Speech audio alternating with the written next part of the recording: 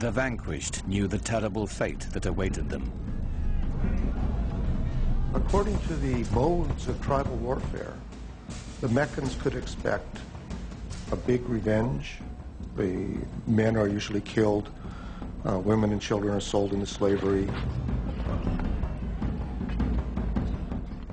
There's little pity for the loser in a tribal war.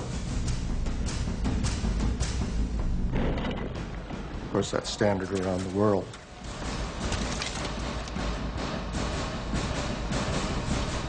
But Muhammad had a surprise in store for the fallen city. When Muhammad came into Mecca, and not only did not carry out a bloody revenge, but actually embraced the very Meccans who had fought him for 3 years and attempted to annihilate him, it was very shocking to the people in his milieu.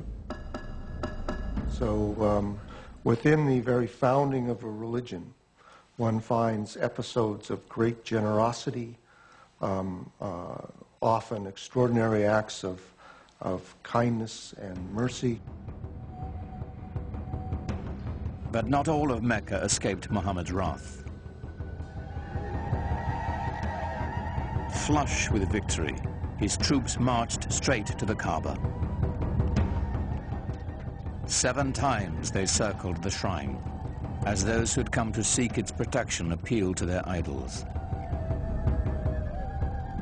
But it was not the pagan people Muhammad had come to destroy. It was their gods. He raised his staff, and the tribal gods of his ancestors smashed into dust. When Muhammad entered Mecca and entered the shrine and destroyed the idols in the shrine, this is of great cultural and symbolic importance in Islam. By breaking the idols, he was breaking apart the tribal system in which each tribe really had its own independent deity. This was shocking to the Bedouin. This was saying the gods of our fathers are being destroyed. In some sense, you're saying that our fathers themselves were deluded. How can you say this in a tradition in which relationships to one's father and tribe were primary? So this act of iconoclasm then is seen as an act of prophetic violence that has just as much importance in Islamic tradition as Moses' breaking of the tablets when he saw the idolatry at Mount Sinai, or Jesus' casting the money sellers out of the temple.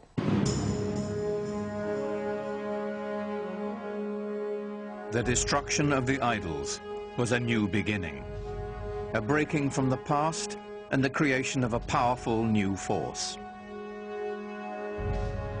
Mecca was just the beginning. One after another, the tribes of a nation were summoned to the fold and united under the banner of Islam.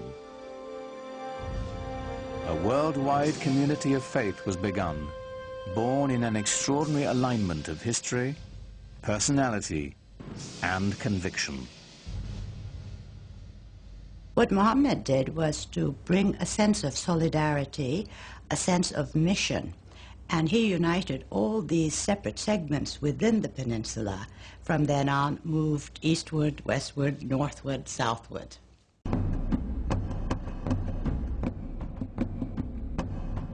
The Muslims turned to the north, swept into present-day Lebanon and Syria.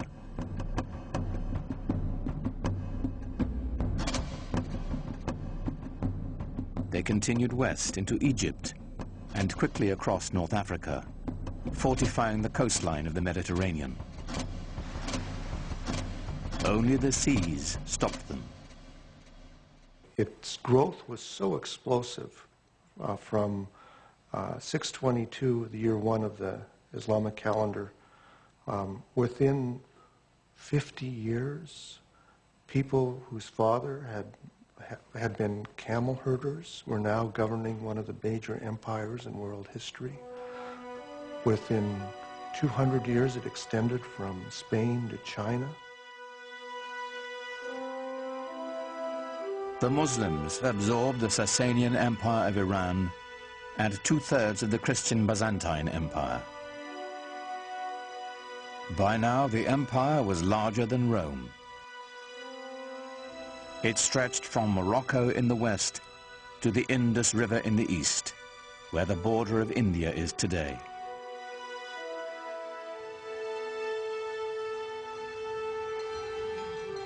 How had it happened that so small an army could conquer an area so large, so fast, so easily? Islam's success in expanding into the central Middle East and across North Africa was due in large part because people were fed up with previous regimes. So the idea that Muslims were going across the world saying convert or die is really not accurate, not at all. That it didn't have a heavy hand. It didn't rule with a heavy hand. They allowed the conquered peoples to maintain their administrative structures. They allowed the Christians and the Jews to maintain their religious law and to be governed by them. And so, in many cases, conquered peoples did not feel the presence of the new regime very heavily. Certainly for individuals who felt themselves exploited or downtrodden by an oppressive and even sometimes parasitic priesthood, the idea of Islam being a religion essentially free from clergy must have seemed very attractive. It's the times that creates the movement and sometimes the men. The Roman Empire had collapsed, the Byzantine Empire wasn't strong enough. There was a need for a new vision, a new way of looking into life. And I think what happened at that time, Muhammad's mission, filled the void that the societies wanted. They really wanted some sort of solidarity in their lives. The lessons of the Quran, so successful for the Muslims in Medina and Mecca, were playing out on a global scale.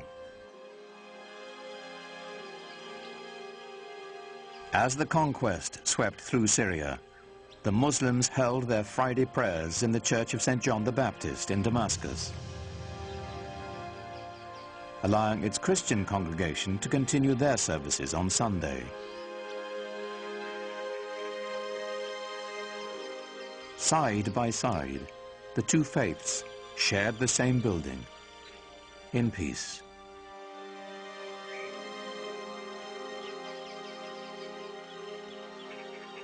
As the Muslim community grew, they bought the old church from the Christian congregation and built a huge mosque on the site.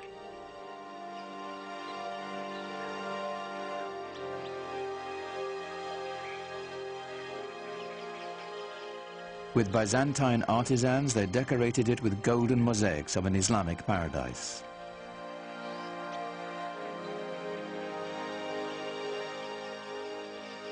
The great mosque of Damascus would become a model for new mosques to come, all across the empire.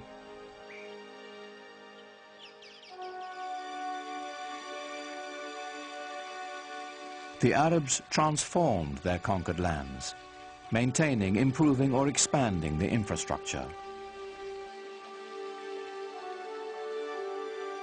In Tunisia, building on Roman ruins, they devised an ingenious system of water purification, using gravity to separate fresh water from sediments. Part of this system were these two enormous basins that they built outside the city walls. The clean fresh water would flow over into the larger basin, where it would then be distributed by pipes to the city. This is, hundreds of years before anyone in Europe ever thought of having running water.